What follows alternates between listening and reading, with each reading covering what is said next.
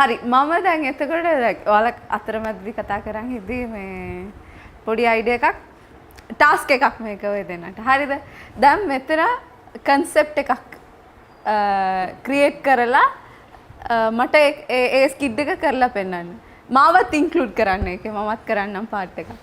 මේ ලයිව්ලි දැන් සාමාන්‍යයෙන් ඒක මේ ලයිව්ලි කරලා පෙන්නන්න මට. අපි ජෝක් කතාවක් කියනවා නම් අපිට ඒ කතාව කියන්න පුළුවන්. Okay. දැන් අපි අර කරලා පෙන්නන්නදී අපිට ගොඩක් වෙලාවට එහෙම අර තියෙනවා මේ අර අපි දෙන්නගේ තියෙන්නේ මොකක් හරි කතාවක්නේ අපි දෙන්න කරන්නේ.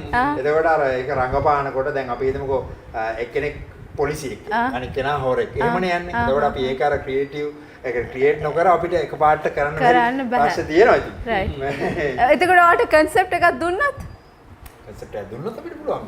හරි. එහෙනම් කෝ අපේ concept maker. ඔව්. පොඩක් දැන් මම මෙයාලට ටාස්ක් එකක් දුන්නා. ඔයාලා concept එක මේ හදන විදිහ තියෙනවනේ දැන් මෙයාලා වීඩියෝ එකට කොහොමද හරි මේ වගේ concept එකක් ගත්තොත් මේ වගේ character මෙහෙම කරමු කියලා.